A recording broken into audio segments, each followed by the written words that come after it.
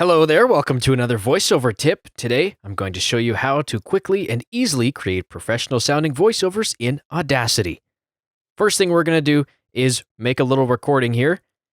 Here's a recording in Audacity, and I'm going to bump the microphone to demonstrate something later. Okay.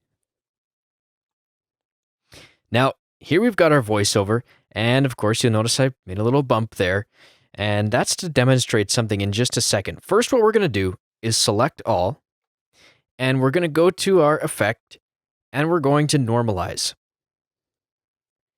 to -3.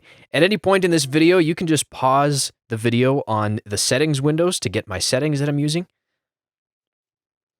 Let's click OK.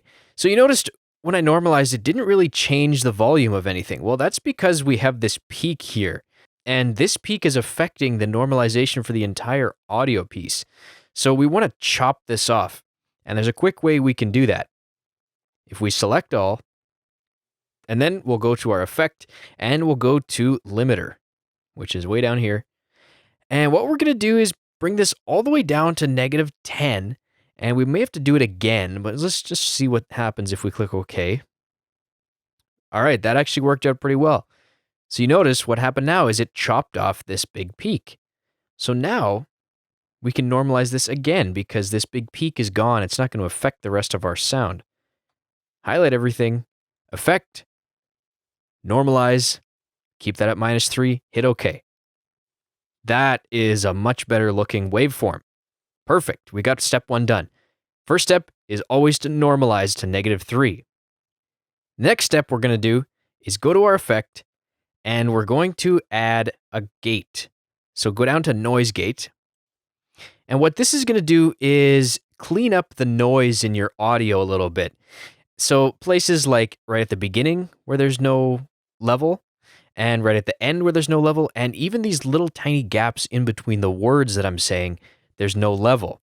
So we want to basically cut that off. So anything that's under -40 decibels, so if it's quieter than -40 decibels, it's going to further reduce that noise by 25 decibels.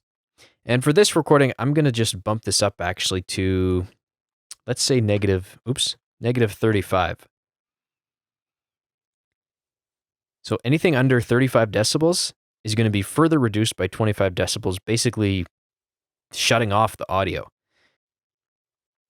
And you didn't really see anything change. That's a good thing because that means none of our words are going to be affected by what we just did. We don't want the end of the words or the beginning to be chopped off. Perfect. Let's go back to our effect. We're going to add a filter curve, which is a way to equalize or add some EQ to our audio. And the microphone I'm using today is the Shure SM58 dynamic microphone. I know that this microphone has a top end cutoff around 15,000 hertz. So I've boosted it around 15,000, actually starting around 6,000 all the way up to 15,000. Maybe just actually move this a little bit. So starting around 9,000 to 15,000. And I know that this microphone has a natural boost around the 200 hertz range, so I've cut it out just a little bit there. And of course, with all my voiceovers, I'll have a little cutoff like this around 100 hertz. Sometimes I'll bump it down to 80 depending on the microphone. This one sounds pretty good here. Let's hit OK. Next thing we're going to do, back to our effect menu. And this is the key component here. We're going to compress this using the compressor. This is going to be kind of a soft compressor because we don't want too crazy of a radio sound here because let's say we're just doing an audiobook.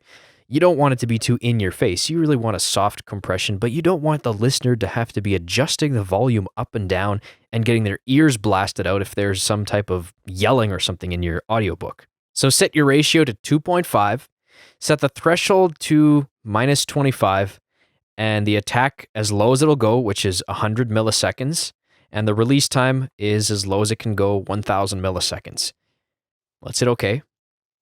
And you'll notice immediately we have a kind of a fatter waveform here. What it's done is basically brought down any peaks and raised any low parts. So it's compressed the signal to raise the quiet parts and turn down the loud parts. The only problem now is it's pretty loud. So we'll go back to our effect and we're going to normalize it again to -3. Hit OK. And now we're done. Let's take a listen. Here's a recording in Audacity, and I'm going to bump the microphone to demonstrate something later. Okay. Here's a recording in Audacity, and I'm going to bump the microphone to demonstrate something later. Okay. Now, if you noticed, that was a pretty even sounding audio. Even where I bumped it, there wasn't any audio blast. You didn't have to turn down your volume, and you could clearly hear everything that I was saying throughout this entire piece. Next thing you want to do, highlight everything, and then we're going to export this as a wave. Always want to export as a WAV file for professional voiceovers. Sometimes podcasts and things like that, you can export as an MP3 if you're trying to save space. Hit save, and we're going to replace my existing one that I made a few minutes ago, the first time I did this video. Just hit OK, and boom, there you have it. Here is our voiceover. Here's a recording in Audacity, and I'm going to bump the microphone to demonstrate something later. Okay. There you go. That's a professional sounding voiceover for free in Audacity. Smash like, hit subscribe, turn the bell notification on. You'll get to see when I upload some new voiceover tips right here to YouTube. Thanks for watching. Good luck. Best wishes with your voiceover career.